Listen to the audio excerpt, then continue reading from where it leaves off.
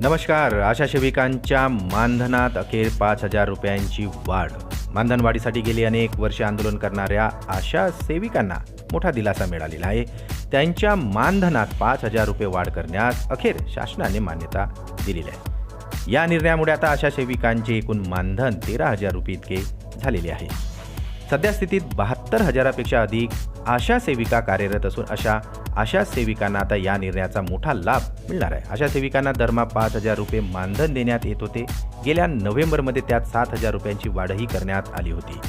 त्यावर निर्णय घेण्यासाठी समितीही स्थापन करण्यात आली होती आणि समितीने केलेल्या शिफारशीनुसार आता आशा सेविकांच्या मानधनात 5,000 रुपये वाढ करण्यात आली.